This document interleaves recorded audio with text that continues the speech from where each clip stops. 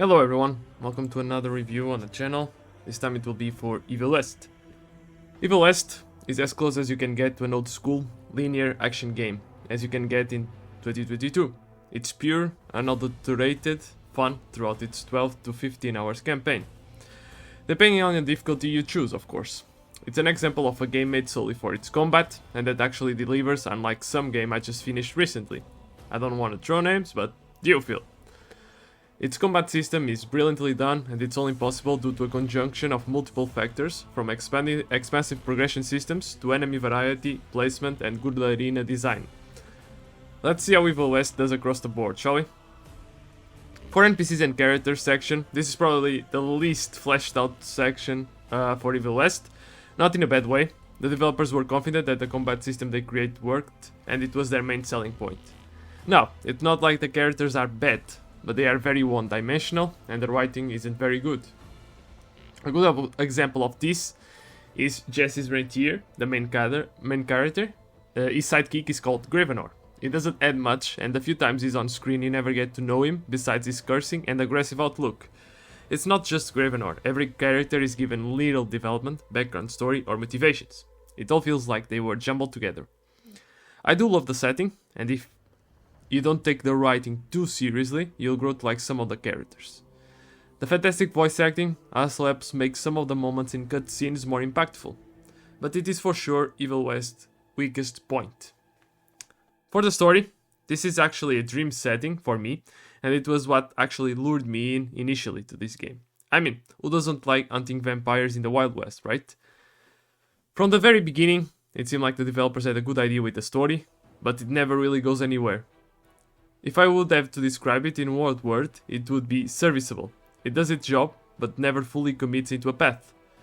This could have been a very dark game that focuses on vampires' lore and how these hunters have been on a long-winded war since the beginning of times.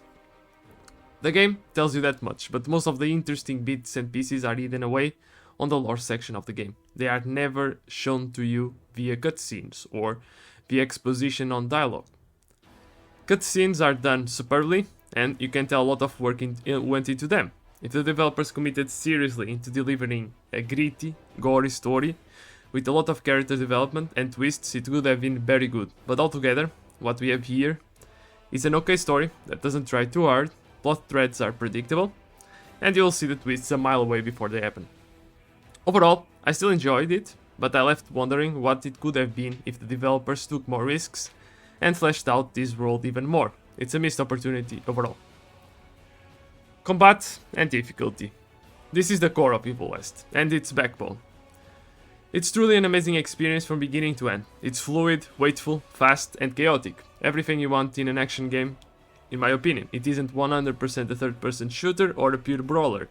It's clearly in the middle. Jesse, your main character, will have at his disposal several abilities that are won as the player completes more and more missions, and each one is more fun than the last. You may ask, what sets Evil West combat apart from most brawlers or third-person shooters? Not much really. The developers defined a set of core abilities and weapons, and the mix between both results in a super gritty and fast combat. You can use the Zapper to close the gap between enemies, either by bringing them to you or you to them. You can go full on berserk with your gauntlet and uppercut enemies, for example, then switch to your pistol or your zapper and make a gory mess out of them in the middle of the air. One of the funniest combos is really the cannonball, in which you uppercut an enemy and send them flying into a spiked cage or into other enemies. Aside from this, there are many more skills at your disposal that you can unlock as you gain new perks. More on that in progression system section.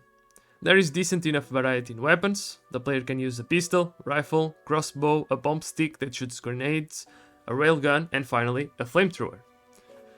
The addition of combat finishers makes enemy kills much more entertaining. They work the same way as they would in Doom 2016 or Doom Eternal, and although their variety isn't off the charts, they are well done.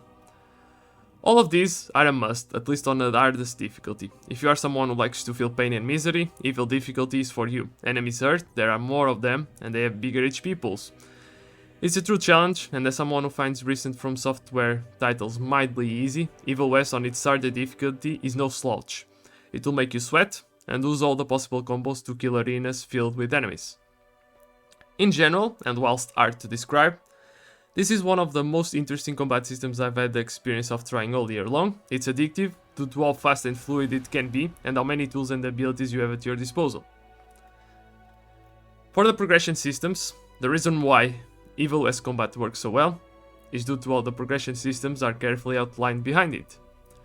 As you defeat more and more enemies, you'll gain perks which will be used to unlock and upgrade abilities or combos for your electrical gauntlet and your simple melee abilities. There are two types of perks.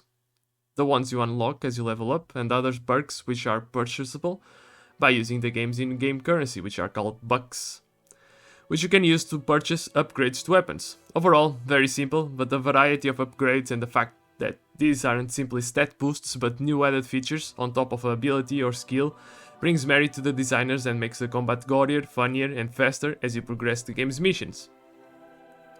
Action games combats tend to have a high and then they have a decline. Evil West does the opposite due to how its progression systems are crafted. It starts very simple, but at the end of the game there is so much available to the player that you truly felt like the combat never became repetitive. Kudos to the developers for finding a good balance and clever ideas to not allow the combat to be repetitive. Map design and overworld. Map and world design is very simple in Evil West. It's linear, so there isn't any freedom regarding different avenues or exploration. You follow a premeditated path set on you, and as you reach the end of the map and are often met with a difficult encounter, using either a totally new boss or reusing bosses from a different mission plus a lot of other enemies.